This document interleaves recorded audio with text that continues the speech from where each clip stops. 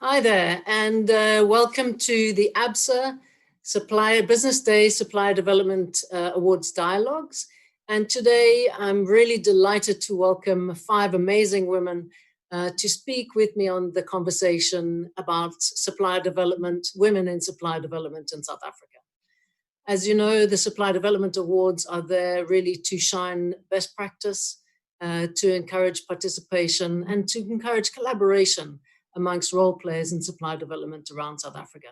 And these dialogues are just a great way to bring interesting people into a conversation and to have important discussions around the things that we deal with in every day. And so what I'd like to do is really to go immediately to my first speaker. My first speaker is Cecilia Jenga. She's the head of the United Nations Environment Program in South Africa. And Cecilia particularly is interested and has a passion about the inclusion of women in leadership and looking at solutions in this post-COVID world where she can find ways to include women in leadership decisions. And so, yeah, over to you, Cecilia. What is it that you believe is particularly important for women at this time? Thank you very much, Catherine. It's really a great pleasure to join this important panel. I think what we have seen in the last few months is the stacking, disruption of our whole economy, disruption of our planet, disruption of our families and the way we conduct ourselves at the family level or in our businesses. And I think the greatest bearers of the brunt of COVID-19 has really been women. Women, whether as homemakers, women in business or women in government. We've had to, tighten our belts and try making decisions that have really been very challenging for us. What we see during this post-COVID period is an exposure of how greedy our economies have been in terms of how they've been managed and how we've utilized opportunities and resources, the iniquities between economies that are well established and economies that are informal, which is where particular women play a role, have completely been dismantled. Great loss of job, great loss of income and livelihoods, etc.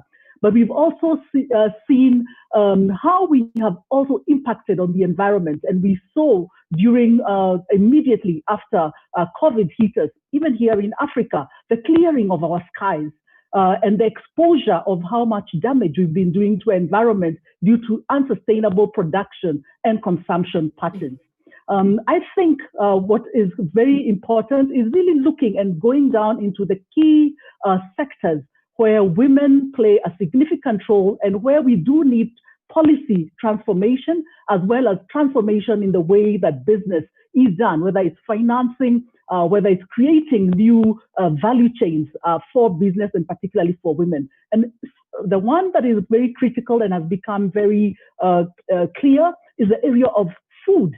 The agricultural sector in Africa is very, very important, is basically the number one key economic sector. But we have seen that it has been diverted and the value chain has mainly been towards producing food that a lot of times do not have adequate nutrition. The processing activities also do not contribute to healthy eating lifestyles.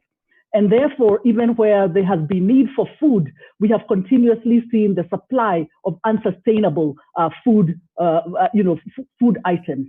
And therefore, the need for women to start plugging themselves back into this sector and realizing that healthy diets, healthy eating, as well as healthy production is possible. And I think now that we are more aware of the importance of our own personal health systems, whether it's children or whether it's expectant women or whether it's our families, is very crucial. And therefore, I do see that there will be a transformation in the agricultural sector. The second one is water. In the water sector, we do know that now we are required to wash our hands with clean water and salt and soap for approximately 20 seconds. So what does that require in areas where we do not have proper supply of clean water or water is a scarce commodity? It does require that women start engaging in activities that are geared towards better water efficiency, better hygienic processes, better awareness raising around that, and looking, for instance, even in the soap sector or sanitizer sector, where we can use natural products for us to be able to produce that. And those are areas where women can play a significant role in those transformations. And then, of course, at the policy level, the green economic stimulus packages, how well the economic stimulus packages, how well are they speaking to the green agenda? And what opportunities are there for women to equally participate in defining the frameworks of those recovery programs and stimulus packages to respond to the need of their growth in business, but also responding to the needs that they have to meet on a daily basis. And therefore, I see various issues in terms of decision making and how women in business can really influence and ensure that we do not return to the normal that was there before COVID, but that the new normal becomes a pathway that offers an opportunity for their growth and an important aspect for them tapping back into an economic pathway that is sustainable. Thank you, Kathy. Wow, thank you, Cecilia. What a great intro, and really positioning women in the center of this decision making in this particularly disruptive time. I think that your comments on the environment, food production, and water particularly are pertinent, because women, especially in traditional societies, that is really the kind of the world around which that they work. So thank you so much for positioning us in that real world. So thank you. I'd like to go now to Tamiko Sher, and Tamiko is the senior expert for the EU on a very important project here in South Africa, looking to provide development opportunities for small business in South Africa, as we know, really the center of our kind of recovery program. And so, Tamiko, I'd like you just to tell us a little bit about that program, but particularly about the importance of women in the development of small business. Great, Kathy, thank you very much. And Cecilia, thank you so much for really lining up the issue that we're having with COVID. The EDSC is an EU-sponsored program, 52 million euro, approximately 745 million rand. Our primary focus relative to ESD is really looking at improving the competitiveness of SMMEs. We work with 4 government partners: the Department of Small Business Development, with the Department of Agriculture, CEDA, and CIFA. And so we have a team of approximately 30 experts. And what we are engaged in currently is really looking for programmatic interventions and seeking to provide systemic change based on evidence and best practices. So it's really the balance between buyers and suppliers, which I'm sure some of my colleagues will touch on later, and how to really influence those 2 different areas and where they intersect. Our objectives really is we create participatory dialogue. We work, I'm particularly passionate about the intersection of government together with business and SMMEs, and how do we create public-private partnerships that provide creative solutions that support business survival during this post-COVID period. And I think, as Cecilia indicated, innovation is a big part of how we need to go forward on that. One of our big initiatives is we are working very closely with a number of ecosystem partners. And in that we just had last week, for example, an ESD reference group where we reached across private sector, public sector, and also included practitioners and SMMEs on the ground who are dealing with some of these scenarios.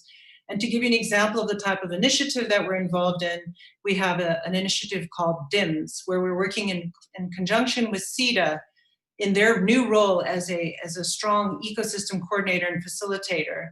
And what that does is it creates a deeper understanding of where women-owned businesses are by the creation of a database of businesses throughout the country, identifying what their BDS needs are, and how can we go about identifying what their capacity building and supply chain inclusion requirements are, and then matching. So a critical element is how do we bring together businesses who are in need of support to get into supply chains, and then also developing an understanding on the corporate sector of what those needs on the corporate side are as well.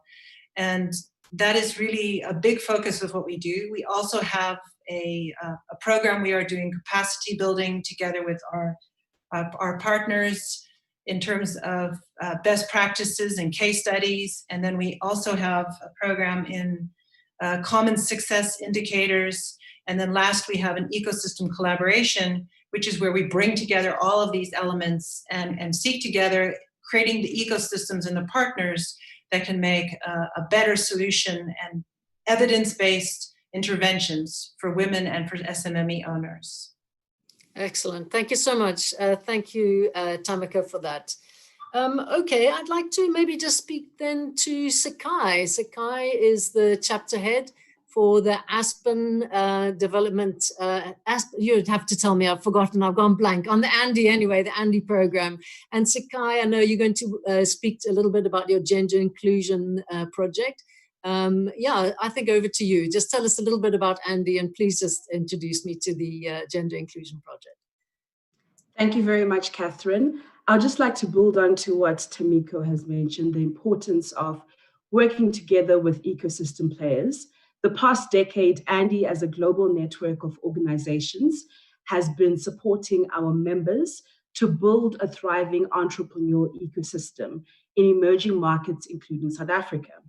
Unfortunately, what we have seen through our research initiatives and ecosystem snapshots is that there is a conundrum which we have come across, that women-owned businesses continue to face significant barriers when trying to access financing networks and resources. So as part of our updated strategy, we have turned our programmatic focus to 3 urgent issues which are aligned to the Sustainable Development Goals. And in particular, we have decided to focus on SDG 8, which is known as the gender equality via your small growing businesses.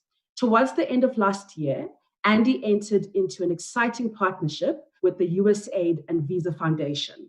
This partnership resulted in the launch of what we refer to as the Andy Gender Equality Initiative, as well as the Advancing Women's Empowerment Fund.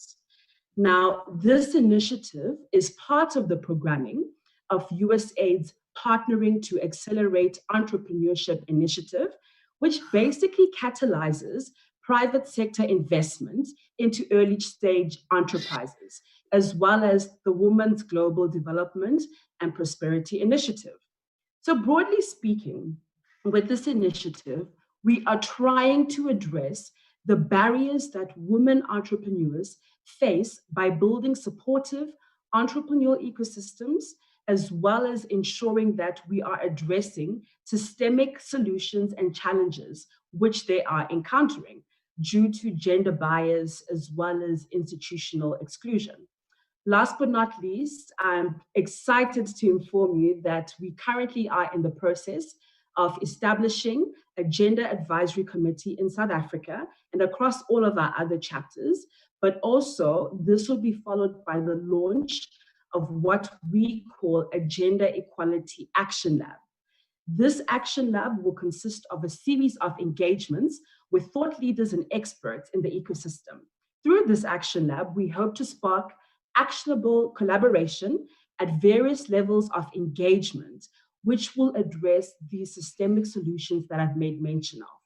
Also in the month of August, we have partnered with the Brazil and India local chapters and the Andy chapters to host a gender equality discussion where we can showcase some of the initiatives which are being undertaken to address gender equality.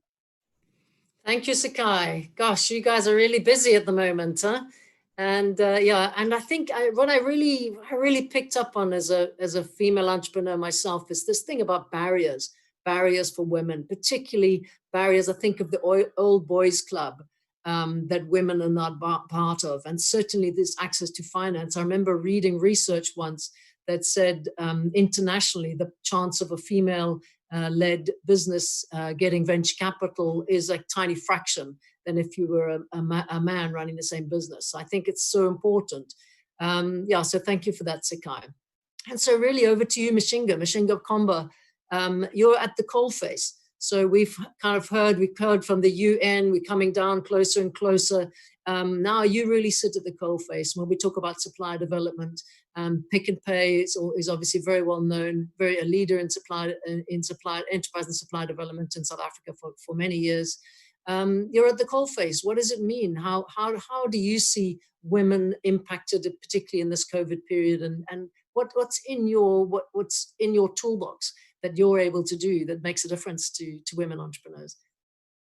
Thank you very much, Catherine, for the opportunity. And also, I just want to echo something that Cecilia said in her introduction around this whole idea of sustainability.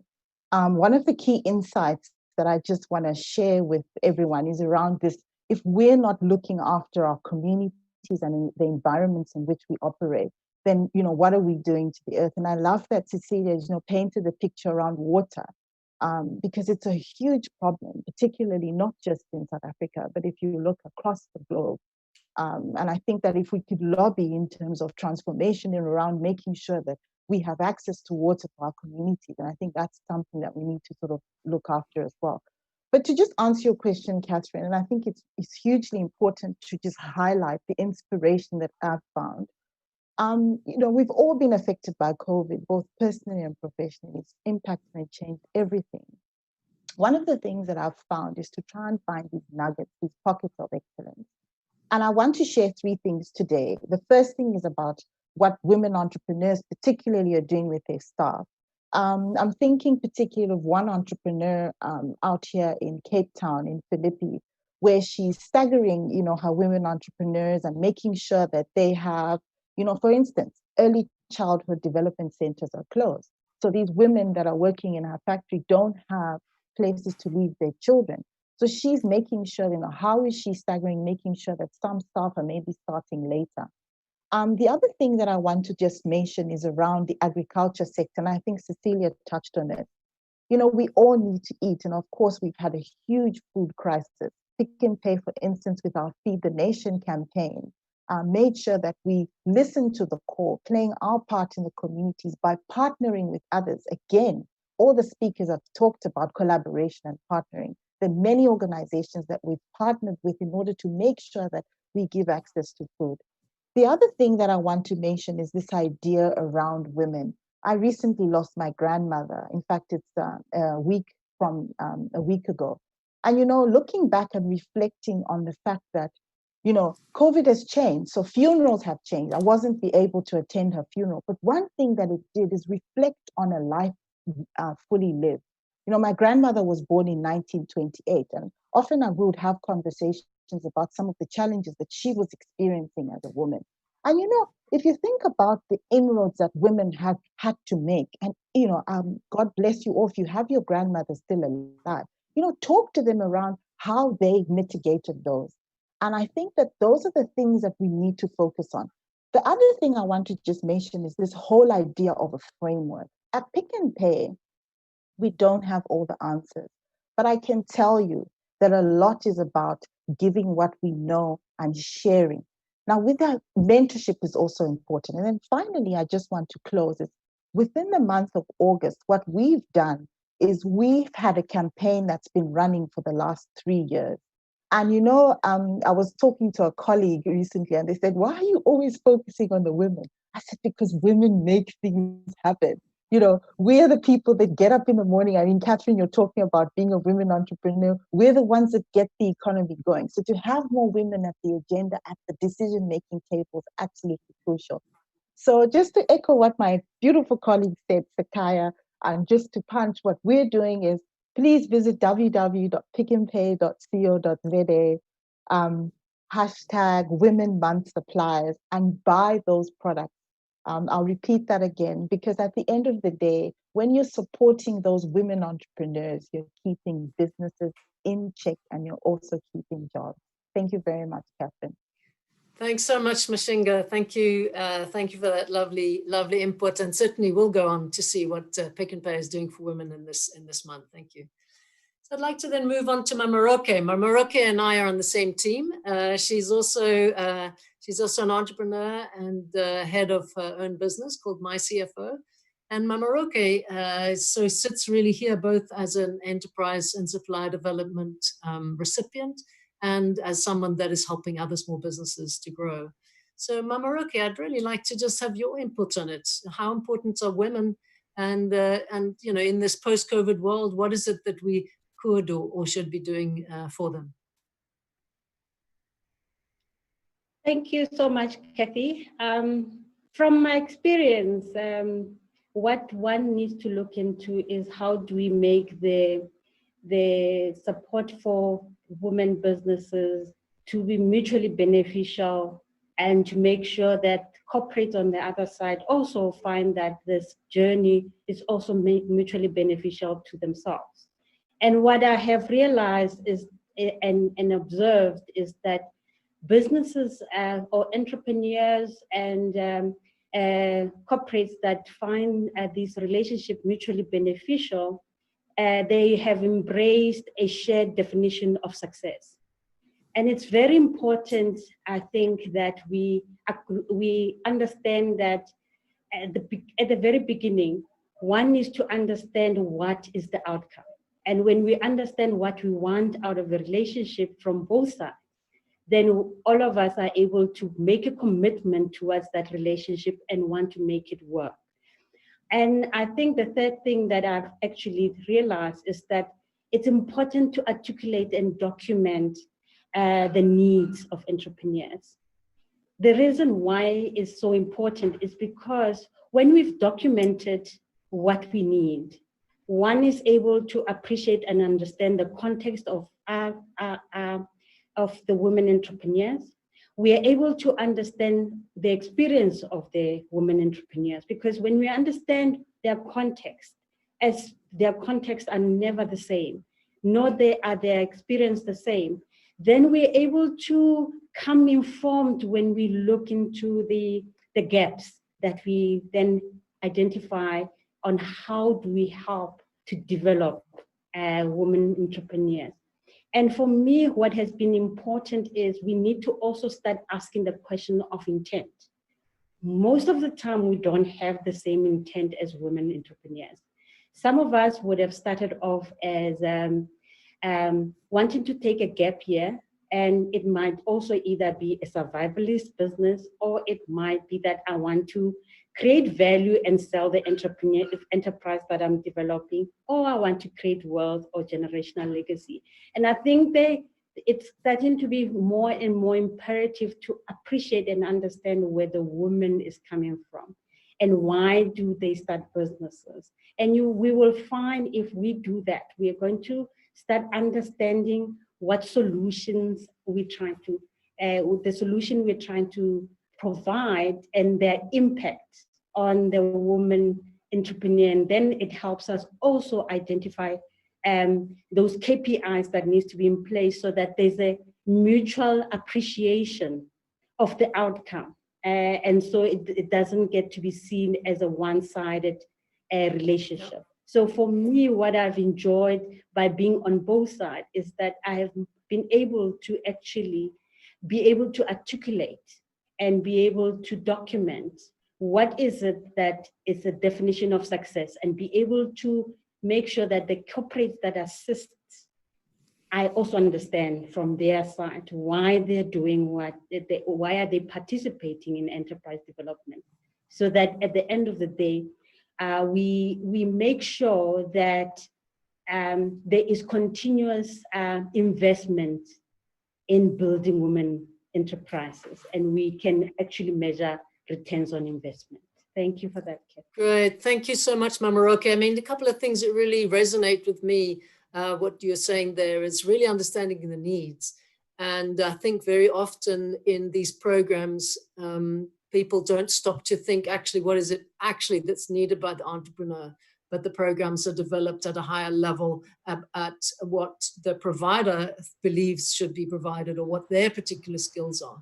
And so I think that really understanding what it is that the entrepreneur needs, what it is that the small supplier needs, and particularly in this context, what women need, is really, really important. So thank you for that. Really, really good insight. Thank you. So we've got a question here from the floor. And R.K. Parker is asking, how do we get businesses to commit to a quota for allocation of work to women? And so Mishinga, as the woman on the spot from the ST perspective, I'm going to put that to you. Do you have an answer for R.P. Parker? Is it possible? So from your perspective, maybe speak from the horse's mouth. Is it possible for companies, for corporates such as Pick n Pay, to commit to a quota for allocation of work to women? I'm going to turn that question upside down, and I'm going to say the following. I think you can commit, that's one thing. And I think that what we all need to do is to ensure that when we look left and right, we have women around us. Each one teach one. I'm thinking particularly of women on our board. We've recently had 3 non-executive directors join our Pick n Pay board. And I can tell you, I'm excited about the value that they bring. And let's just take it down a notch, because someone will say, well, it's only on the board. I think that's important. I talked about women having a seat at the table. And, Sheryl Sandberg talks about this, but it's about using your voice. I'm speaking particularly here of my mentor, Suzanne, my mentor and leader within the transformation space. She's always encouraging any woman around her to use her voice. So I think we need to lead from where we are. And I can tell you, as a young woman in 2020, I'm certainly using my voice and using any platform. So I think, to answer your question, I hope I have, it's not just companies committing, but I think women within those companies also ensuring to say, look, hang on, I'm here now.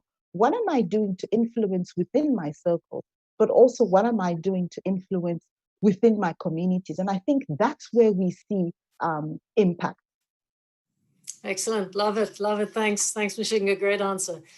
I'm going to toss the ball now back to Cecilia. Cecilia, I'm just going to ask you, how important actually are women? Are women more important in the ecosystem?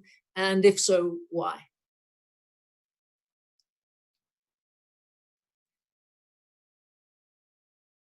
Thank you. Thanks. Yeah, women are critical. And I'm saying particularly in the Africa continent, where, again, we see a high population of women businesses, even compared to those of men. I think women on a daily basis, I come from the city of Nairobi. I used to do work in the informal settlements of Nairobi. And I will say that one of the statistics we had is that over the 60% informal traders are women.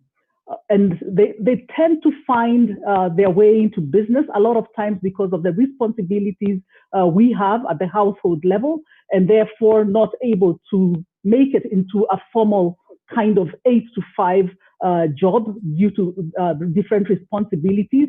But also, we are increasingly seeing the aggression of women trying to identify ways that they can associate, whether it's in associations of business women, but also in countries where they've created policies, affirmative policies that allow an increase of women in business.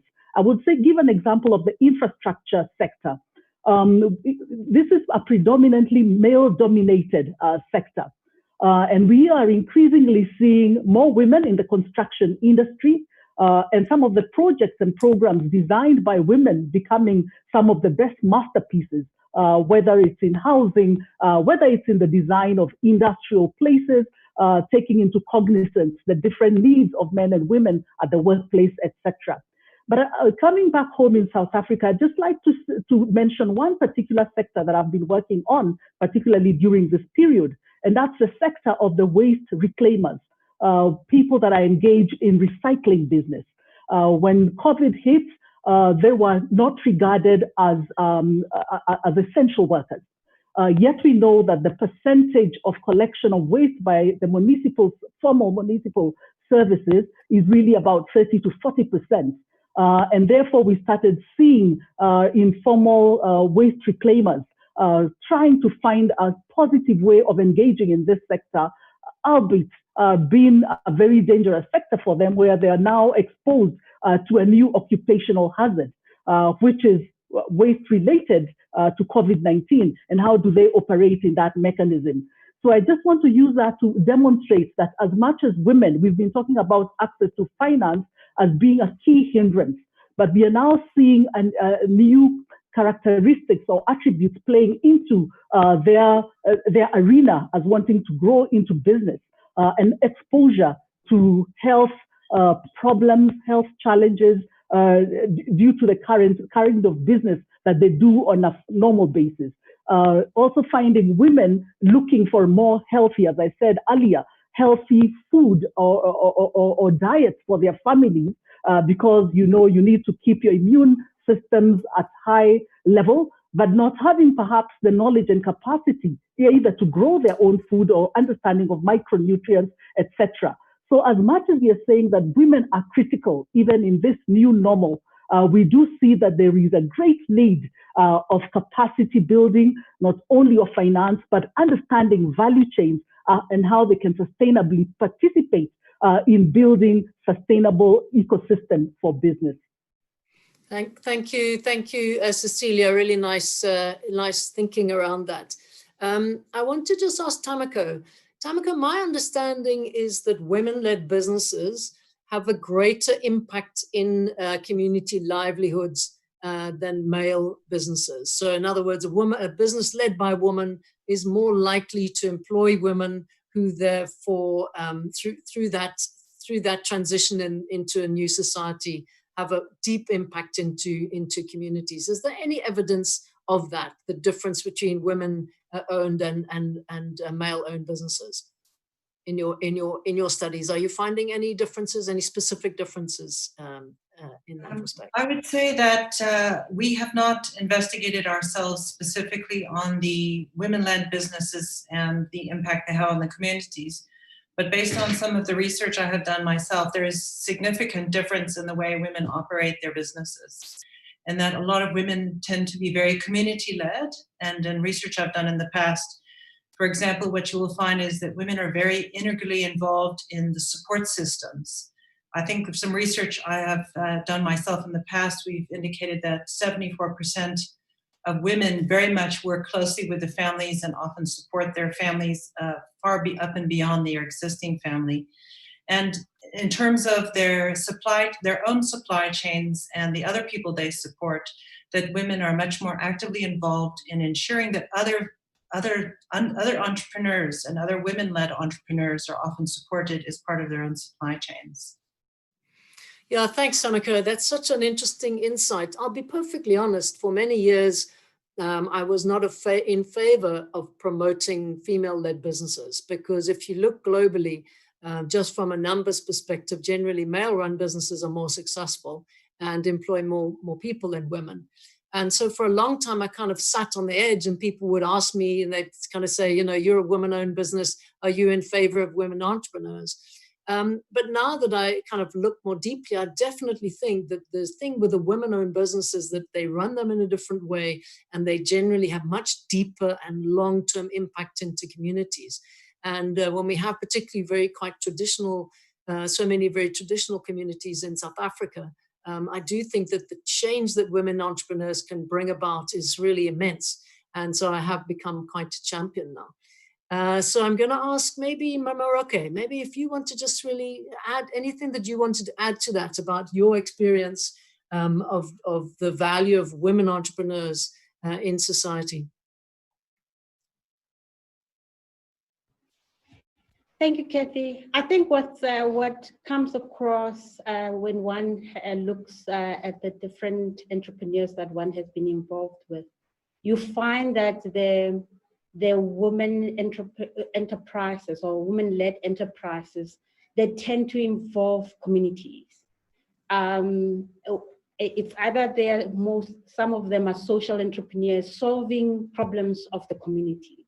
They always have at heart a way of matching economic transformation and economic empowerment with a greater impact for others. So they're not always looking at a profit motive that is only designed for themselves. They also look beyond themselves and how they can interact and bring solutions that also solve the problems within their communities. So for me, that's what I have observed. The other one is that with time, we are learning to lean on each other, which I am starting to appreciate with time. And I think it's a journey that we all had to do and we had to go through, because there was a few of us, and the more of us get involved, the more we can build networks. So what I have then realized is that over the years, and my CFO has been in business for 8 years, and over the years, I have seen the transitioning to a more created network where I'm no longer alone. I know at least 4 or 5 people who will make a difference to either my business or my thinking or my state, whether it be that there are things that are challenging me and I have a network of people I can go fundraise from, or people who I can go for guidance because they've gone through the challenges and understand the quickest way. Because I've always said that if one has paid school fees, we don't all have to do it. Half of us can then pay half the school fees. And some will get to a point where there's actually a school that has already been developed where actually I read, and therefore I have then gone past. It's no longer that expensive school fees that we all had to pay at the beginning. But to just wrap that up, I believe that over time and over the years, we have managed to build networks. We've managed to build resources, and also we've managed to be able to make sure that our communities benefit out of what Lovely. We do. Lovely, thanks, Mamaroke. It just makes me think maybe this is actually the ABSA Business Day Supplier Development Women's Club. Okay, great. I'd like to go now to Sakai, because I think that Mamaroke also touched on it, and it's really this thing about access to finance. So do you want to just go a little bit closer? What do you believe that we need to be doing differently? And maybe it's about this women's club. But what do you think that we can do differently that gives women businesses, promising women businesses, access to finance, access to growth finance? What do you think are the nuggets? What are the turning points that we still need to get right? Thank you very much for that, Kathy. First of all, I think to start, I firmly believe that women play an essential part of our value chains and our ecosystems as well. If I look at the value chain approach, we see women as being raw material producers, small business owners, executives, retail workers, and most importantly, consumers, to name a few.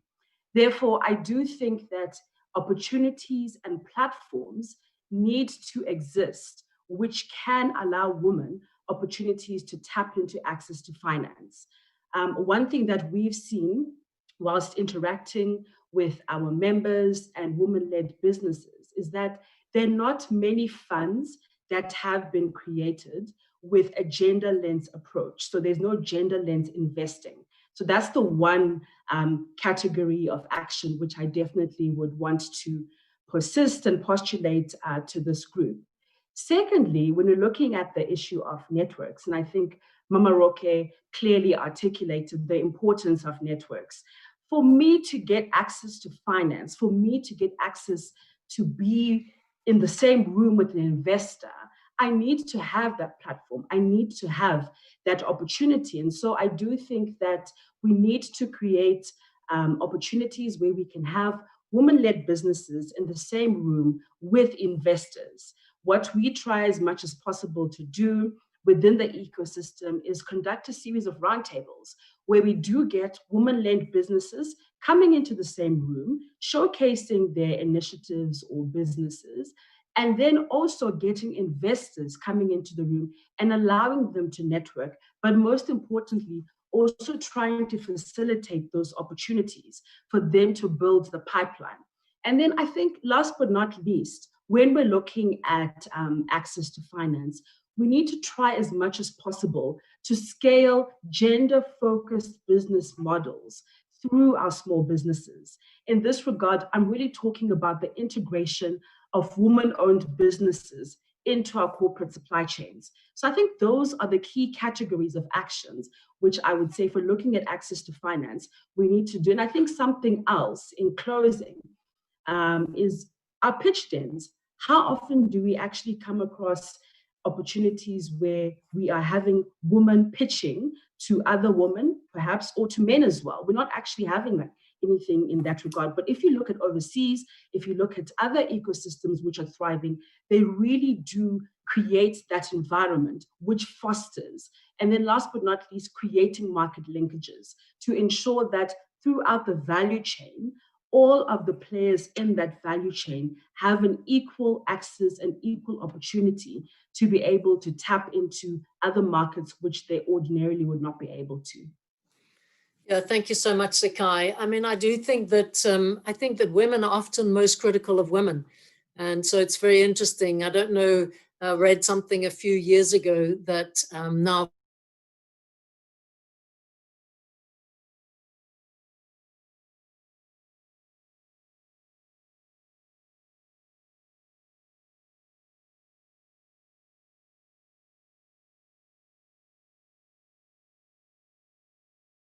as I say, often women against women, and maybe we all have to work to overcome that.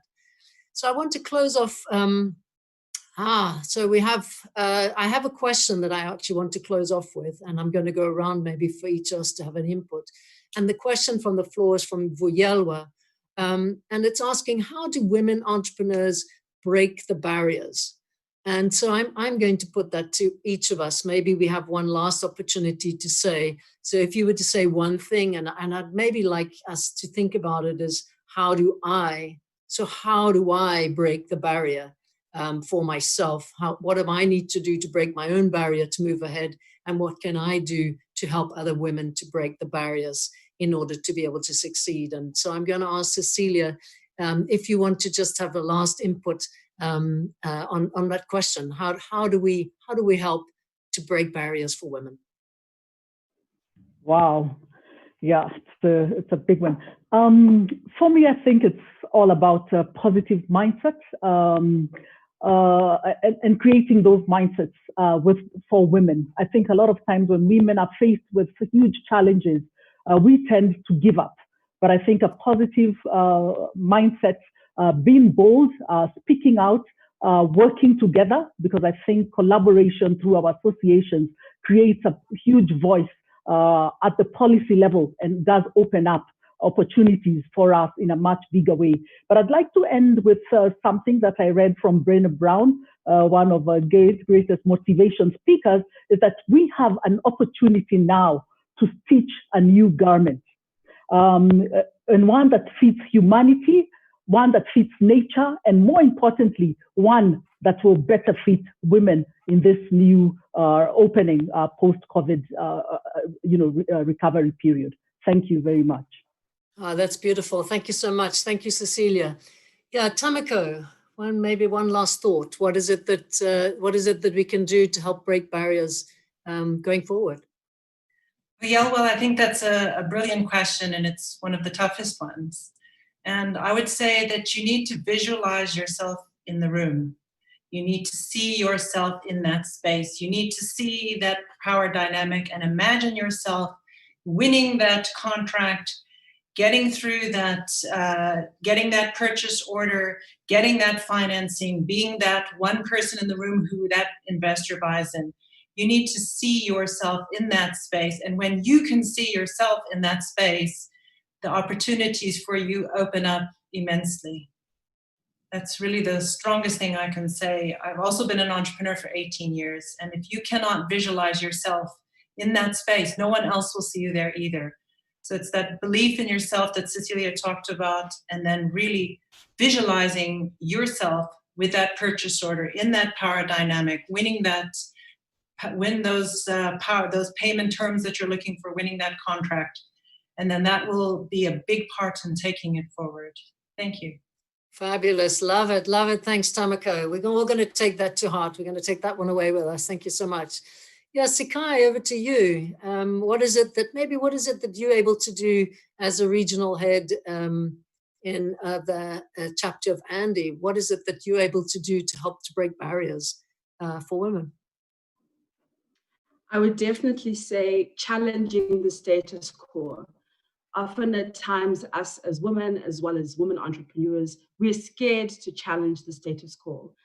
Something that I always impart to my team is never be afraid to fail. In fact, the only thing I'm actually afraid of is the fear of not doing what I think I can't do. And so I really encourage women, if you want to break the barriers, just challenge the status quo.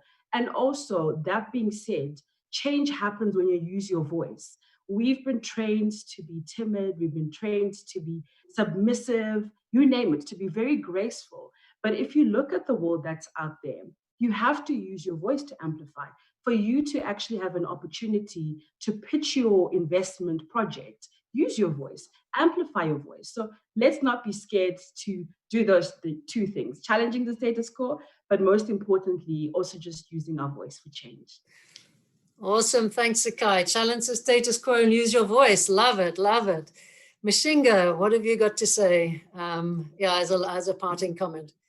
Thank you so much. So just 4 things. The first is finding a mentor. I'm an absolute believer in mentorship, not just from here I am from a position of power in terms of other women, but I love what Tamiko said. Mentors allow you to bounce your ideas off them and to learn. Listen and learn. The next thing is to find a sponsor within your space. And I'm just leaning on what Cecilia said, in terms of that as well. And the speaker before, but also around facing challenges head on. I think I love this idea of being able to walk into a room and go, actually, I'm not afraid of what this insurmountable mountain that I have to climb. I'm going to do it. I can be a wife. I can be a mother. I can be a working class.